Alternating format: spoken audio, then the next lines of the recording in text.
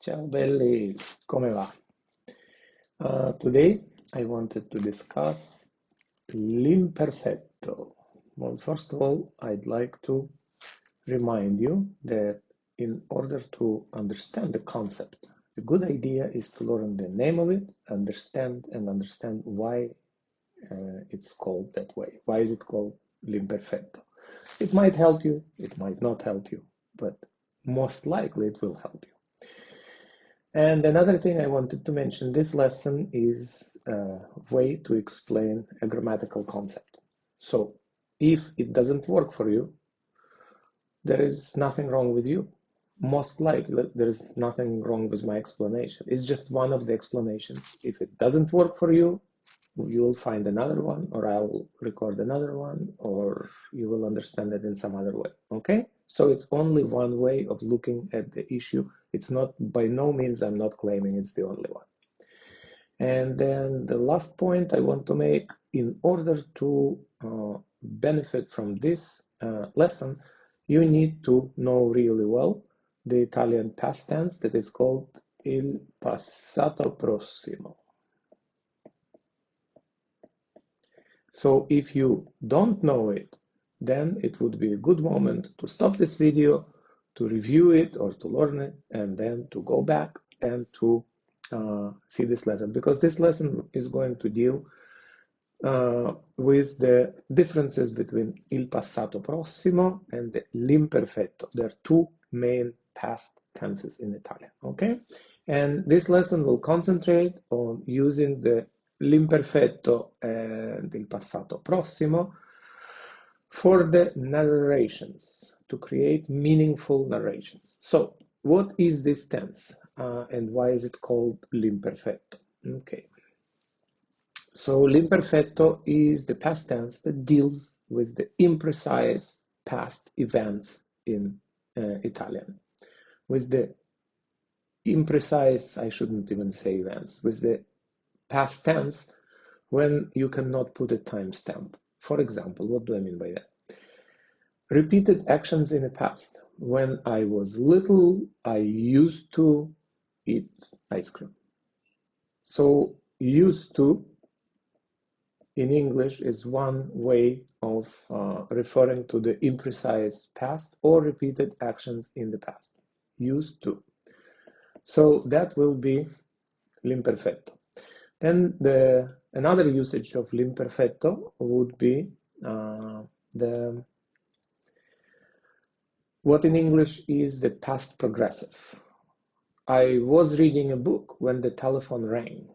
There are two events, one interrupted, one interrupting. So the l'imperfetto will be the interrupted event. Huh? So it will be the past progressive, also known as past continuous. So the past tense that ends on ing ending. And again, it will be l'imperfetto in Italian. Then there is a third usage, which will deal with the descriptions. If you say she was tall, it is a description. If you say he was a nice person, it is the description. So that will be also description will also use l'imperfetto. So used to, repeated actions in the past, ing, past actions that were ongoing when something else happened, and the descriptions. Note, all of them will not take the timestamp. You cannot say, I used to go to that cafe at 3:15. 3:15 timestamp, it excludes it. So no timestamp. Imprecise, that's what it is, l'imperfetto. It's ongoing, same thing. The telephone rang at 3:15. I was sleeping in the afternoon, but the telephone rang at 3:15. So it is ongoing action. It's not precise time. And the description, you cannot say she was tall at 3:15 or he was a nice person at 7:25. Again, it is ongoing action. So it will be the past with the imprecise aspect. All right, so remember the story about Little Red Riding Hood. Il cappuccetto rosso. So let's start with the one aspect of the l'imperfetto. First of all, the most important thing to remember, it's very easy to conjugate. So nothing to be scared about, very easy tense. So we're working here only with the third person singular. Lei. Lei. Third person singular. She. Abitava. She used to live. Is it imprecise? Yes, it is imprecise. Camminava. She used to walk to her grandmother's house every Saturday morning. Portava. To carry, to bring. She was carrying coffee. Grandmother made tiramisu, but she didn't have espresso. And Little Red Riding Hood was carrying the espresso. Indossare. To wear. She was called Little Red Riding Hood because she was always wearing that red cape. Leggere, leggeva. Now you see how it worked for the verbs that end on ere. Leggeva, used to read. Grandmother used to read a lot of novels, and then she started writing a novel. And then scriveva, she used to write a novel in the imprecise past. Non usciva, she was not going out of the house much. She was not feeling well, or she was weak, and that's why Little Red Riding Hood was carrying the espresso to her house. Puliva, she was cleaning the house. Note, all of the imperfetto ending for the third person singular will have that vu in there. Do you see that? Everywhere it will be there. And then also you will see that verbs ending on are will have ava ending, on ere will have ere ending, and ire will have iva ending. Yeah? So you would say, she used to live, she used to walk, she used to carry, to bring, she used to wear, she used to read, she used to write, she used to go out, or she didn't actually. But same conjugation, she used to clean. Okay? So that's how it works. Just remember that, and it will be easy. All right. So let's see how it conjugates completely. Abitare, to live. Yeah? Compared to English, inhabit, how similar it is. All right. So it will be abitavo, I used to live. Abitavi, you used to live. Abitava, she used to live. We already have seen that conjugation. Abitavamo, and the stress will fall in here. So it might be a little bit different, but you will get used to it. Just remember it for now. It will be two conjugations with this stress. Abitavate, and again the stress will fall in here. And then it goes back to abitavano. Huh? Abitavano. That's the stress one. So you have here, I used to live, you used to live, she used to live, we used to live, you, plural, used to live, and they used to live. Okay? So you have here a sentence, da piccola, when I was little, io is the implied subject pronoun, abitavo in Italia. When I was little, I used to live in Italy. Scrivere, it's the verb that ends on ere, and you remember that the conjugation will repeat that vowel from the infinitive. Scrivevo, that's what was in here, scrivevo. Scrivevo will be I used to write. Scrivevi, you used to write. Scriveva, she used to write. Scrivevamo, you remember the ending on the stress, scrivevamo. Scrivevate, you remember that it will be stress in here. And scrivevano, scrivevano. So I used to write, you used to write, she used to write, he used to write. You, madam, used to write. Scrivevamo, we used to write. Scrivevate, you, plural, used to write. And scrivevano, they used to write. Okay? Note that that V letter will be all the time present in the imperfetto. All right, so now let's see how it is used with these verbs. Avere, to have, and guidare, to drive or to ride. So il lupo, the wolf, and il motorino, the scooter.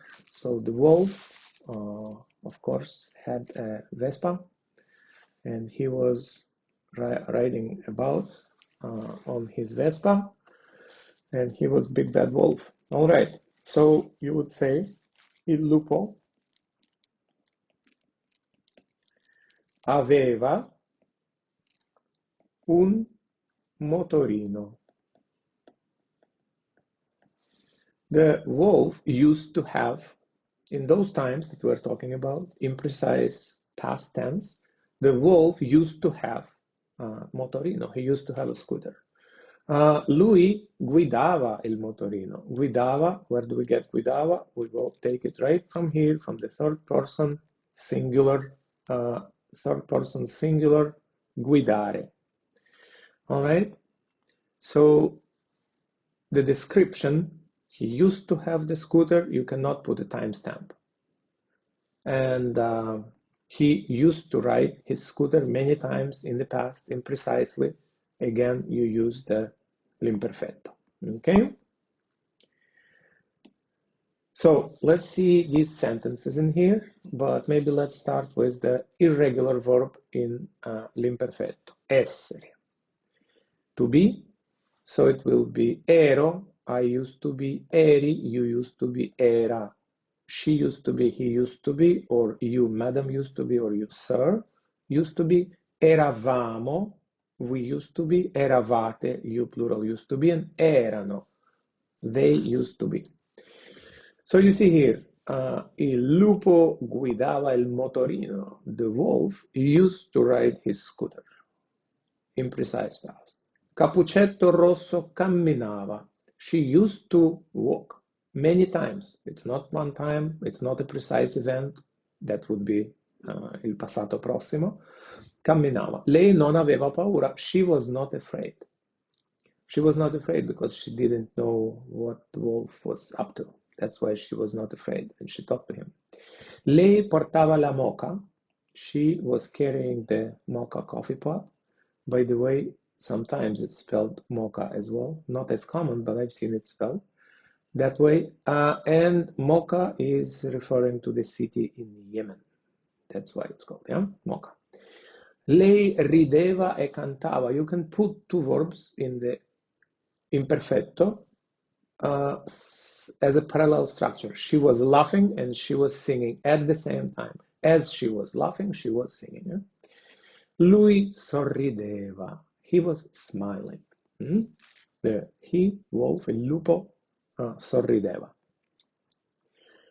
Lei scriveva I compiti. She used to write her homework. She was a good, diligent child. Lui non leggeva molti libri. He didn't used to read many books. Lei non sapeva cucinare. She didn't know how to cook. Sapeva, remember, it means to know, but it also means to know how as a skill. So she didn't know how to cook. Lui portava una sciarpa. He was wearing a scarf. He was wearing a scarf, una sciarpa. Lei camminava a volte. She used to walk sometimes. So note that in the case of lei scriveva I compiti, referring to used to. Lui non leggeva molti libri. He didn't used to read many books.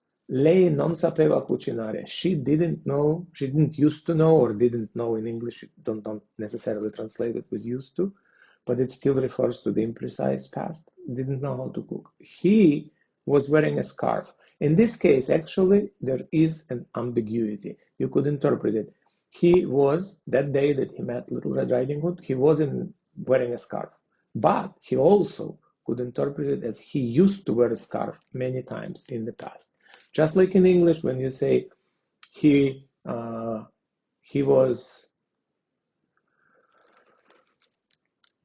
angry, it could be interpreted as he was angry that day, and it was his state, or he just used to be an angry person. English actually is a little bit imprecise. That used to and was could be substituted one for another occasionally. All right, so you could use them simultaneously. Mentre lui guidava, lei camminava. While he was riding his Vespa, she was walking. While he was riding, she was walking. In this case, it's not used to, but in this case, was doing something. So there are two simultaneous actions in the past. Quando lui guidava, ha visto la ragazzina. Here we have a classic example of the l'imperfetto used with the passato prossimo. Passato prossimo, ha visto. And this is the main event of the sentence. He saw. He saw the girl. He saw the girl while doing something, while riding his scooter. So the whatever is interrupted will be the l'imperfetto, guidava, and then it will be interrupted by the passato prossimo, ha visto. Basically, wherever you can put a timestamp at 3:15, you cannot say that he rode his scooter at 3:15 because he was riding it for more than 1 minute. But the other event, ha visto, that is where you can put the timestamp, and that is the il passato prossimo. So it will be the action that interrupts the l'imperfetto, that is the imperfect way of dealing with the past. Quando il lupo era piccolo, mangiava troppo gelato. When the wolf was little, he used to eat. Again, many times it's referring to the repeated action in the past. Troppo gelato, too much ice cream. And maybe that affected his brain. He became bad. All right, here we have a sad rabbit, but not for long. He will have his coffee and he will be happy. But for right now, he's sad. He wants his coffee. So let's see here. Il coniglio, the rabbit. Quando il coniglio era giovane, beveva il latte. So can you tell me, is it referring to the used to or was doing something? Era giovane, that's your clue. When he was young, which means many times. When he was young, he used to drink milk. Oggi il coniglio non ha bevuto niente. And here you refer to the timestamp thing. Up until now, to this moment, the rabbit hasn't drank anything. It is nothing imprecise. It's very precise. He hasn't drank anything. He hasn't had his coffee. That's why he's sad. Lui era triste e stanco. He was tired. He was sad and tired. Voleva viaggiare. He didn't start wanting or didn't stop wanting to travel. He was in that state. He really wanted to travel. The rabbit wanted to travel. And you use here l'imperfetto because you are referring to his feelings that you cannot put timestamp in there. Nope, you can't. You can't. And that's why you're using the imperfetto in here. Okay? All right. So could you try to figure out why I used here the l'imperfetto or il passato prossimo right here? So try to see why l'imperfetto was used or the passato prossimo. If it is not clear, please stop it here, go back, see the explanation, and then see if you explain why you would put in certain sentences here the l'imperfetto or il passato prossimo. The difference is, remember, il passato prossimo takes or can take the timestamp. L'imperfetto doesn't take the timestamp because it has three aspects. One, used to, habitual action in the past. Number two, it is something that was going on, ongoing action in the past. And number three, the descriptions. Okay, I hope it was useful. If it didn't work for you, again, nothing wrong neither with you nor hopefully with the explanation. Just let me know. I will re-record it in a different way. It's not an easy concept, but I hope it made it clearer, and we can still work on it and make it much clearer as well. Okay? Ciao belli.